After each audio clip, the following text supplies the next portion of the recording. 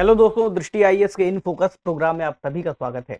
तो हमने Hollywood movies या फिर कुछ और मूवीज में अक्सर देखा है जहां पर कोई एक्टर या फिर कोई जो नायक है उस कहानी का, उस फिल्म का, वो किसी भी एरिया में जाकर के एक फोन का इस्तेमाल करता है और उस फोन के उपयोग के जरिए कहीं पर भी, कहीं दूर बैठे अपने लोगों से बात कर लेता है। हमें अक्सर ये भी देखने को मिलता है, चाहे पहाड़ी क्षेत्र हो, जंगल हो, मैदान हो, उन क्षेत्रों में जाकर के जब बात की जा रही होती है तो वहां पर कौन सा नेटवर्क आ रहा होता है, किस तरह से उसका फोन कनेक्ट रहता है। तो कई सारी मूवीज में ऐसा दिखाते जरूर हैं, लेकिन यहाँ पर जो फोन का इस्तेमाल किया जाता है वो अक्सर सैटेलाइट फोन होता है। सैटेलाइट फोन अलग अलग देशों में अलग अलग समय पर इस्तेमाल किए जाते रहे हैं, लेकिन आज के समय पर भारत को लेकर के अगर बात की जाए कि भारत में किस तरह से सैटेलाइट फोन्स के इस्तेमाल की अनुमति दी गई है, इसको जानना हमारे लिए बहुत जरूरी है। तो आज का जो हमारा टॉपिक है वह है भारत में सैटेलाइट फोन के उपयोग के क्या है नियम। तो सैटेलाइट फोन का उपयोग भारत में किस तरह से किया जा सकता है, क्या अनुमति है, किस कानून के अंतर्गत यह जो नियम है या फिर इस फोन का उपयोग है वह रेगुलेट किया जाता है, क्या भारत में इसका उपयोग संभव है भी या नहीं, एक सवाल ये भी पूछा जाना चाहिए। क्यों पूछा जाना चाहिए, एक खबर में इसको हम जब देखेंगे तो पता चलेगा। तो satellite phones, what are they and why is their use restricted in India. और भारत में इनका उपयोग क्यों प्रतिबंधित है, फोन क्या है, किस तरह से काम करते हैं। अभी इस पर चर्चा क्यों की जा रही है, इस पर अभी बात कर लेते हैं। इससे जुड़े क्या नियम है, कैसे काम करता है सैटेलाइट फोन। और एक फोन जो आमतौर पर आप और हम अपने दिनचर्या में या दैनिक उपयोग में लाते हैं वो है सेल्युलर फोन, जो किसी भी नेटवर्क से, किसी टावर के नेटवर्क से जुड़ा हुआ होता है। तो इन दोनों फोनों में क्या अंतर हो सकता है अगर कोई मौजूद है तो। सैटेलाइट फोन के यूज के दौरान किस तरह के चैलेंजेस देखने को मिले हैं, आम व्यक्ति के लिए इनका किस तरह से उपयोग किया जा सकता है, क्या निष्कर्ष है, और एक प्रश्न जो मेंस के स्तर पर लिखने का अभ्यास आप कर सकते हैं। यह जो विषय है यह प्रारंभिक परीक्षा के लिए भी उतना ही उपयोगी है, क्योंकि तकनीक से जुड़ा एक प्रश्न बन सकता है, खासतौर से वह तकनीक जो आमतौर पर आम खबरों में बनी रहती है। तो सैटेलाइट फोन से कैसे फोन हो सकते हैं जिसकी तकनीक या जिसके उपयोग को लेकर के कोई सवाल बना दिया जाए। मेंस के लेवल पर जब जाएंगे तो जीएस पेपर 3 के अंतर्गत विज्ञान एवं तकनीक और आंतरिक सुरक्षा वाले सेक्शन से यह जो विषय है जुड़ जाता है।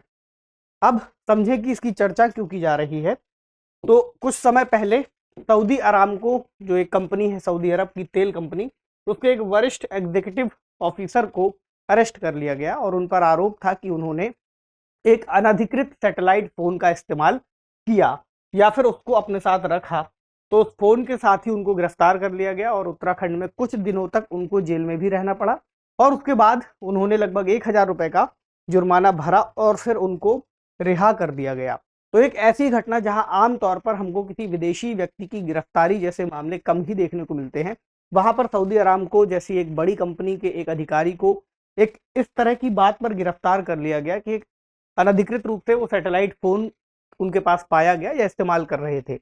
तो ऐसी कौन सी वजह थी जिसकी वजह से उनको गिरफ्तार किया गया, या फिर क्या भारत में इस तरह के फोनों का इस्तेमाल किया जाना सही है भी या फिर नहीं है। इस तरह के कुछ सवाल हमारे सामने आ जाते हैं। तो पहले जान लें कि इससे जुड़े नियम क्या हैं और किस अधिनियम के अंतर्गत यह जो विषय है ये कवर होगा।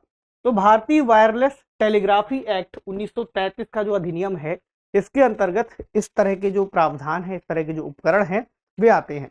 तो भारतीय वायरलेस टेलीग्राफी अधिनियम, इसी को अगर आप समझेंगे, इसका जो मूल नाम है हिंदी में, इसको कहते हैं भारतीय बेतार तार यांत्रिकी अधिनियम, जो कि बेतार तार यांत्रिकी यंत्रों के कब्जे को रेगुलेट करने के लिए लाया गया है। तो यहां पर जो एक शब्द है बेतार तार यांत्रिकी, यानी कि वायरलेस टेलीग्राफी को लेकर के लिखा गया है। तो चूंकि इतनी हिंदी अगर आपको समझ में आ जाए तो ठीक है, नहीं तो एक बार उसको जान जरूर लें कि किस तरह से उसको लिखा गया है। इसकी जो धारा 6 है, धारा 6 से शुरू करते हैं और बाकी की जो उससे जुड़ी हुई धाराएं हैं उनको भी देख लेते हैं। तो धारा 6 कहती है कि धारा 3 के प्रावधानों के उल्लंघन करने पर वायरलेस ट्रांसमीटर के अलावा किसी भी वायरलेस टेलीग्राफी उपकरण को रखना अवैध है। क्या कहती है धारा 3 की बात हटा दीजिए कि वायरलेस ट्रांसमीटर के अलावा किसी भी वायरलेस टेलीग्राफी उपकरण को रखना अवैध है। और धारा 3 के प्रावधानों के उल्लंघन करने के अलावा उससे जुड़े हुए कौन से हैं। धारा 3 कहती है कि बिना लाइसेंस के किसी भी व्यक्ति के पास वायरलेस टेलीग्राफी उपकरण नहीं होगा, ठीक, सिवाय धारा 4 के अंतर्गत बताई गई बातों के। धारा 4 क्या कहती है इसमें कहा गया है कि केंद्र सरकार को किसी भी व्यक्ति या व्यक्तियों के किसी वर्ग के लिए इस तरह के नियम बनाने की शक्ति दी गई है कि वो इस तरह का कोई उपकरण या उस तरह के उपकरण का उपयोग कर सकें। सामान्य रूप से किसी व्यक्ति के लिए या निर्धारित शर्तों के अधीन कोई शर्तें बना दी गई हैं एक खास उपकरण के लिए या कई तरह के उपकरणों के लिए, फिर केंद्र सरकार इससे जुड़े जो नियम हैं वो बना सकती है। अब इनको हम समेट के एक बार जहां देख ले, धारा 6, धारा 3, धारा 4, ये कहा गया है कि आमतौर पर किसी भी तरह से जो सैटेलाइट उपकरण है उनको रखने की अनुमति नहीं है, लेकिन अगर केंद्र सरकार ऐसे नियम बना करके कोई परमिशन आपको देती है तो फिर आप उसका उपयोग कर सकते हैं। अदरवाइज आपको फिर इसके लिए परमिशन लेनी जरूरी है, अन्यथा यह अपराध होगा। इसके अलावा इसके जो आयात है, आयात की भी अनुमति नहीं है कि आप आयात करके कोई और उपकरण मंगाते रहें सामान्य तौर पर।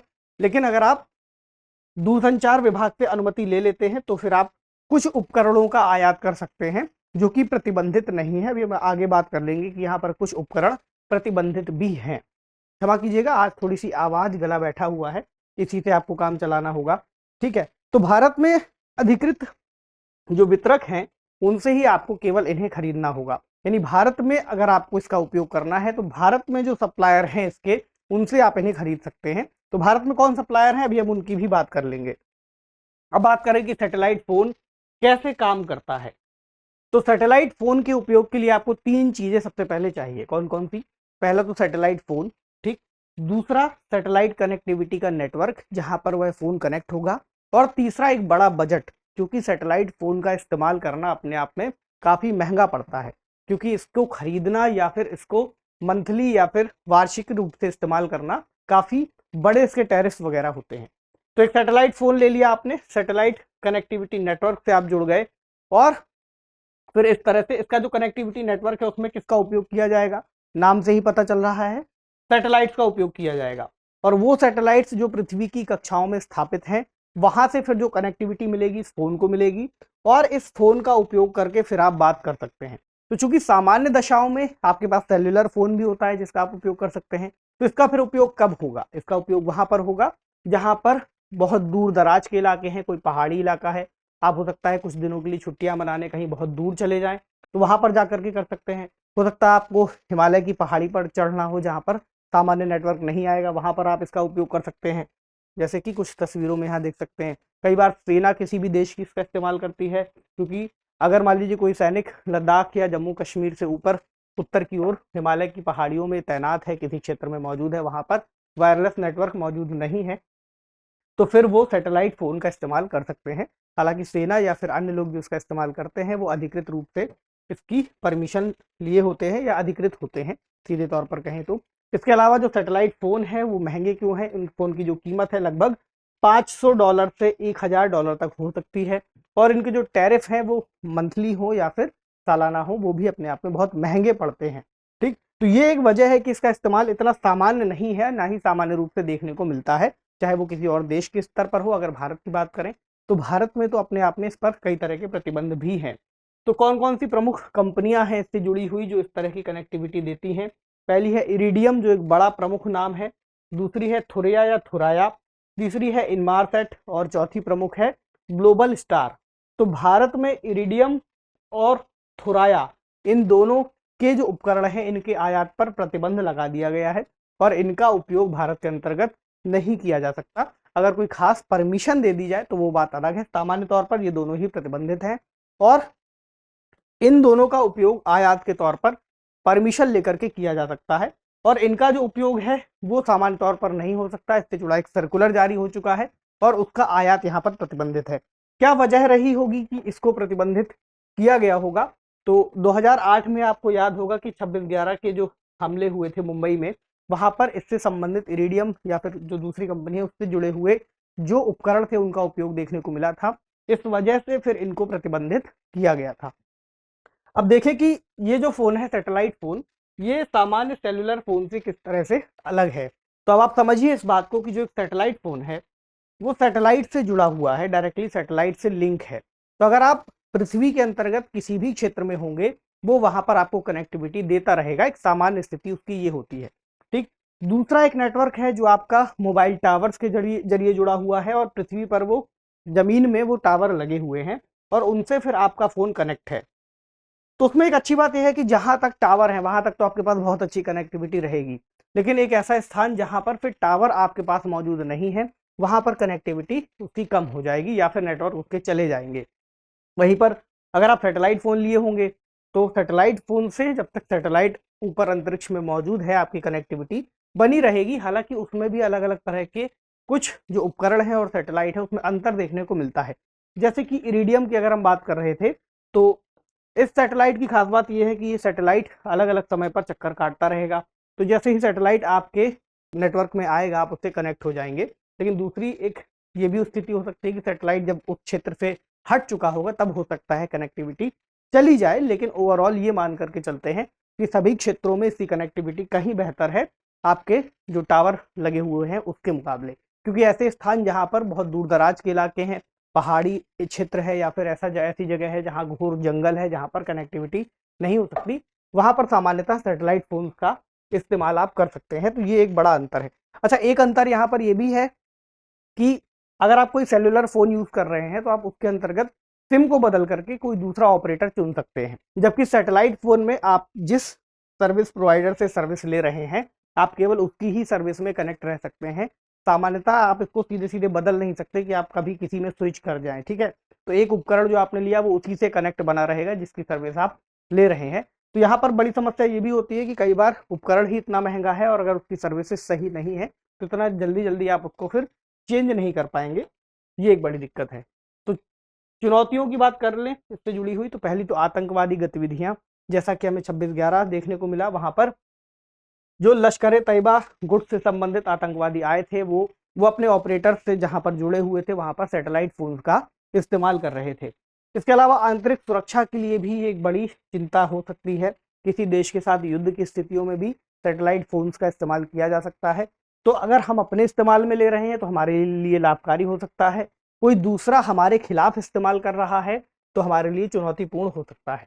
अगर कोई देश, किसी दूसरे देश का व्यक्ति, कोई दुश्मन देश का व्यक्ति आ रहा है देश के अंतर्गत और आतंकवादी गतिविधियां या आपराधिक गतिविधियों में जुड़ा हुआ है और सैटेलाइट फोन का इस्तेमाल करता है, तब फिर हमारे लिए वो एक बड़ी चुनौती बन सकता है और उस समय पर फिर उनको प्रतिबंध लगाना या फिर सैटेलाइट फोन को रोकना अपने आप में एक चैलेंजिंग काम हो जाता है।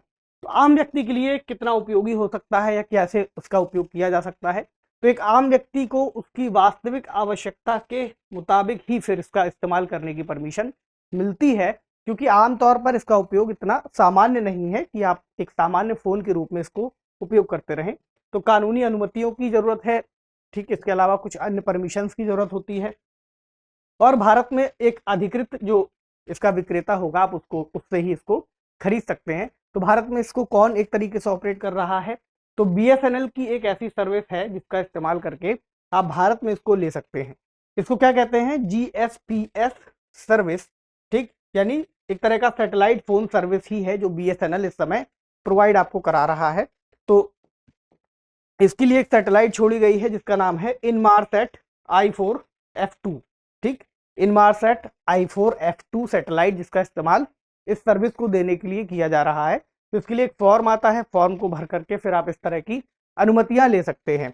क्योंकि बहुत महंगा है इसलिए एक सामान्य व्यक्ति अगर इसका इस्तेमाल करना चाहता है तो इसमें किराए पर लेने के विकल्प भी मौजूद होते हैं, क्योंकि खरीदने पर फिर इसका बहुत ज्यादा चार्ज आएगा। तो आप किराए पर भी लेकर के इसका इस्तेमाल कर सकते हैं।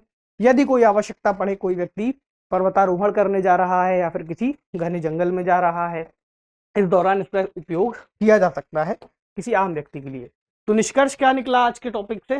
पहला निष्कर्ष तो यही है कि चूंकि भारत में इसको लेकर के कड़े कानून लागू हैं और खास तौर से जब से आतंकवादी हमले हुए हैं तब से फिर कानून और कड़े कर दिए गए हैं।